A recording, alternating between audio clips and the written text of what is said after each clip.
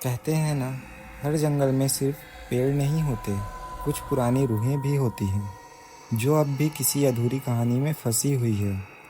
और यह कहानी है उस भयानक जंगल की जो मधोपुर से लेकर श्योपुर तक फैला है। यह वही जंगल है जिसके बारे में आज भी गांव वाले शाम ढलते ही कहते हैं, बेटा उधर मत जाना, वहाँ सूरज के बाद किसी और का राज होता है। इस बार मैं श्योपुर गया था, रक्षाबंधन पर अपनी दीदी के यहाँ। श्योपुर की मिट्टी में एक अजीब सी नमी थी, जैसे धरती खुद कोई राज छिपाए बैठी हो। लोग घरों में राखी की तैयारी कर रहे थे, हंसी खुशी का माहौल था, लेकिन हर गली में, हर चौपाल पर एक ही बात सुनाई देती थी, मधोपुर का जंगल, वहाँ रात में कोई जाता नहीं, जो गया वो लौट कर नहीं आया। पहले तो मैं हंस दिया, पर जब हर कोई एक ही कहानी बार बार दोहराने लगा कि वहाँ चिल्लाने की आवाज़ें आती हैं, घोड़े के कदमों की टापें सुनाई देती हैं, तो दिल के भीतर एक अजीब सा डर बैठ गया। मुझे तो वैसे भी भूत प्रेतों पर यकीन है और शायद आपको भी होगा, पर उस दिन जो सुना उसने मेरे यकीन को डर में बदल दिया। 15 अगस्त था। जीजा जी कॉलेज में प्रोफेसर हैं, सब उन्हें आचार्य जी कहते हैं। कॉलेज में स्वतंत्रता दिवस का कार्यक्रम खत्म हुआ तो हम निकलने ही वाले थे कि उनके पड़ोसी ने कहा, आचार्य जी घर चलिए, चाय पीजिए। बस हम सब उनके घर चले गए। शाम धीरे धीरे उतर रही थी, बारिश की हल्की बूंदें छत पर बज रही थी, हवा में मिट्टी की खुशबू थी।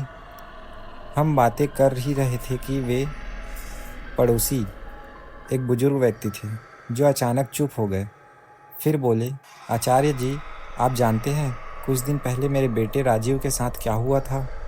और यह कहकर उन्होंने जो कहानी सुनाई वह अब भी मेरे कानों में गूंजती है। राजीव एक साधारण गांव का लड़का था, थोड़ा आलसी पर हंसमुख। उस दिन उसके पिता बीमार थे तो उन्होंने कहा, बेटा राजीव जंगल से बकरियों के लिए चारा काट ला। राजीव ने बहाना बनाया, पर मजबूरी में जाना पड़ा। सुबह की धूप में वो अपनी दराती और टोकरी लेकर निकल पड़ा। शुरुआत में तो सब ठीक था, पर जल्द ही उसे एहसास हुआ कि पास के सारे पेड़ पहले से ही काट लिए गए थे।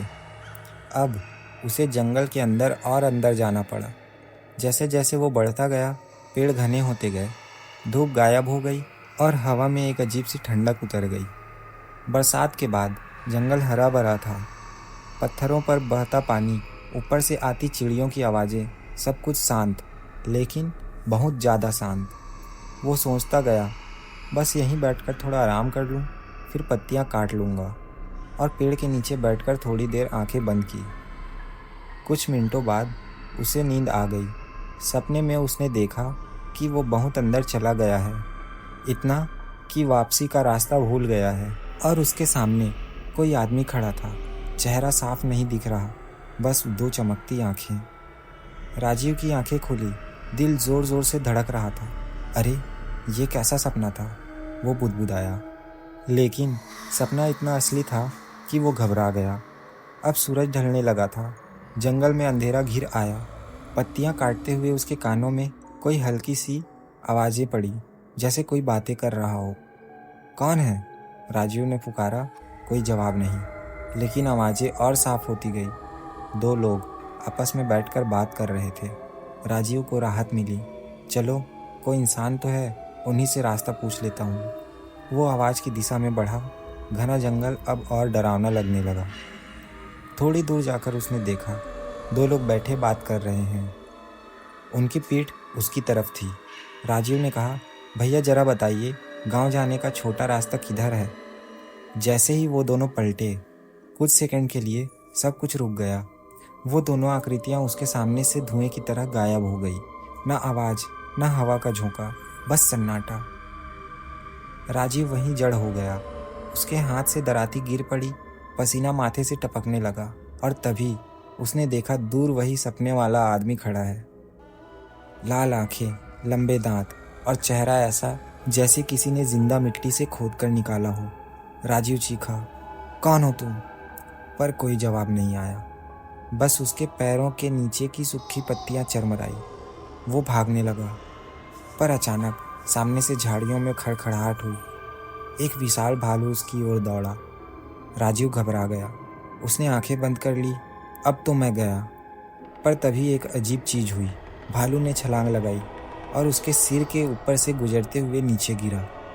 जमीन पर गिरते ही वो भालू एक आदमी में बदल गया।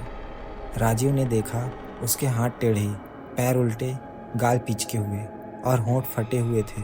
वो हंस रहा था। अब कहाँ जाएगा राजीव? राजीव वहीं बेहोश होकर गिर पड़ा। उधर घर में अंधेरा हो गया था। माँ ने कहा, राजीव अभी तक नहीं आया। पिता बीमार थे, इसलिए चिंता और बढ़ गई। बड़ा भाई, जो अपाहिज था, बोला, मैं चलता हूँ ढूंढने। पर पिता ने रोका, तू यहीं रह, मैं लोगों के पास जाता हूँ। गांव के कुछ लोग लाठी, टार्च और भाले लेकर जंगल की ओर चल पड़े। रात गहराती जा रही थी। हर टॉर्च की रोशनी के बाहर घुप अंधेरा था। किसी ने कहा, सांपों का इलाका है, धीरे चलो। दूसरे ने कहा, यह वही जगह है जहाँ पहले भी लोग गायब हुए थे। वे पुकारते रहे, राजीव, राजीव, पर सन्नाटा ही जवाब देता रहा। रात के 10 बज चुके थे। किसी ने कहा, अब रुक जाओ, सुबह ढूंढेंगे। घने जंगल में जाना अब ठीक नहीं। सब वहीं बैठ गए। चारों ओर बस झिंगुरों की आवाज़ और हवा में ठंडी सी गंध। उधर घर में राजीव का भाई बेचैन था। वो नीम की पेड़ के नीचे बैठा मिट्टी खोदने लगा और बुदबुदाया, मेरा भाई आएगा, मेरा भाई ज़रूर आएगा। उस नीम के पेड़ को गांव वाले देवता का निवास मानते थे।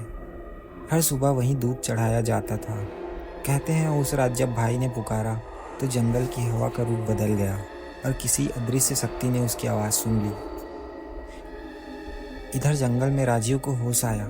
वो चारों ओर अंधेरे से घिरा था। उसके आसपास अजीब भयानक आकृतियाँ नाच रही थीं। कोई बिना सिर के, कोई बिना आँखों के, किसी के पैर उल्टे, किसी की गर्दन टेढ़ी। सब हंस रहे थे, कभी रो रहे थे, कभी ताली बजा रहे थे। राजीव चिल्लाया, भगवान, कोई है? पर आवाज़ उसके ही कानों में गूंज कर लौट आई। वो घुटने के बल गिर पड़ा, डर के मारे काँप रहा था। और तभी जंगल में घोड़े के खुरों की आवाज़ गूंज उठी। रात के उस सन्नाटे में जब राजीव ने सुना घोड़े के कदमों की ठक ठक ठक आवाज़, तो जैसे पूरा जंगल थम गया। भूतों का तांडव रुक गया। वो सब जो उसके चारों ओर नाच रहे थे एकदम स्थिर हो गए, जैसे किसी ने समय रोक दिया हो। आवाज़ पास आती गई और फिर धुंध के बीच से एक सफ़ेद घोड़ा प्रकट हुआ। उसकी आंखें लाल थीं, शरीर पर हल्की आग की परत जैसे झिलमिला रही थी। घोड़े पर सवार था एक पुरुष, हाथ में तलवार, माथे पर तिलक और शरीर में ऐसी रोशनी निकल रही थी जो अंधेरे को चीर रही थी। राजीव उसे देखता रह गया। वो घुड़सवार बोला, मत डर, अब तेरा रक्षक आ गया है। उसकी आवाज़ धरती से नहीं, आकाश से आती महसूस हो रही थी। घोड़े की टापों की गूंज के साथ हवा में गंध बदलने लगी। जहाँ पहले सड़न थी, अब चंदन की खुशबू थी। भूत जिनके चेहरे पर विकृत मुस्कानें थी, अब पीछे हटने लगे। लेकिन एक जो बाकी से बड़ा और भयानक था, काले धुएं में घिरा, लाल जीभ निकाले चिल्लाया, ये इंसान हमारा है।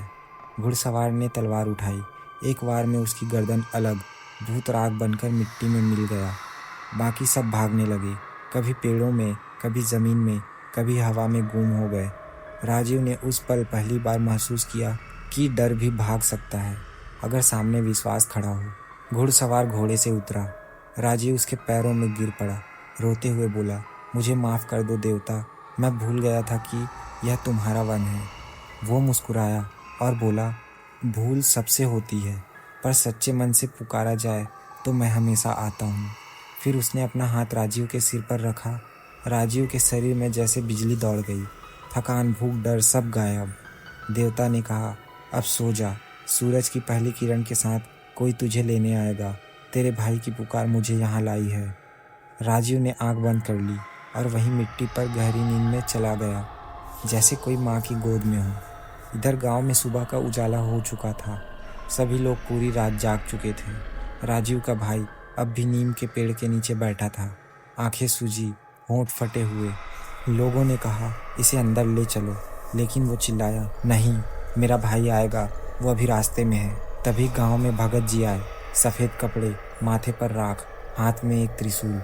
उन्होंने पेड़ के नीचे दीप जलाया और आंखें बंद कर ली। कुछ ही क्षण में बोले, राजीव जिंदा है और तुम्हारे देवता उसके पास हैं। घोड़े की टाप गूंज चुकी है। अब डर खत्म हुआ। गांव वालों की भीड़ चुप हो गई। हर कोई उसी नीम की तरफ देखने लगा। सुबह जब राजीव की आंख खुली तो सामने एक अजनबी आदमी खड़ा था। उसके कपड़े मैले थे लेकिन चेहरा शांत था। वो बोला, चलो मैं तुम्हें घर पहुंचा देता हूँ। राजीव बस सिर हिलाता रहा। वो आदमी अपनी साइकिल लेकर आया, राजीव को पीछे बिठाया और उसी पगडंडी से निकल पड़ा जिसे राजीव अब तक डर की वजह से पहचान नहीं पा रहा था। रास्ते में राजीव ने पीछे मुड़कर देखा। जंगल शांत था। पेड़ वैसे ही खड़े थे पर हवा में कहीं दूर घोड़े की टापें अब भी गूंज रही थी। गांव पहुंचते ही सब लोग दौड़ पड़े। राजीव की माँ ने उसे देखा और वहीं गिर पड़ी।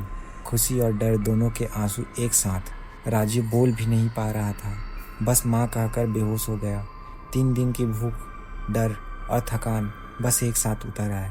उसे अस्पताल ले जाया गया। 2 दिन तक वो बेहोश रहा। तीसरे दिन उसने आंखें खोली और धीमे से कहा, माँ वो देवता सच में थे। कहानी यहीं खत्म नहीं होती। कुछ दिन बाद जब राजीव ठीक हुआ तो वो अपने पिता के साथ वही जगह देखने गया। पेड़ों के बीच उन्हें जमीन पर घोड़े के खुरों के निशान मिले, ताज़ा, गहरे, लेकिन वहाँ कोई इंसान, कोई घोड़ा नहीं था। राजीव ने बस वही कहा, वो आए थे माँ, सच में आए थे। आज भी मधोपुर और श्योपुर के बीच फैले उस जंगल में बरसात की रातों में जब हवा जोर से चलती है तो कुछ लोग कहते हैं कि पेड़ों के बीच घोड़े की टापें सुनाई देती है। किसी को वो डराती है तो किसी को याद दिलाती है कि जहाँ भय है वहाँ विश्वास भी। भूतनाशक बाबा एक सच्ची लोक कथा जो आज भी जिंदा है।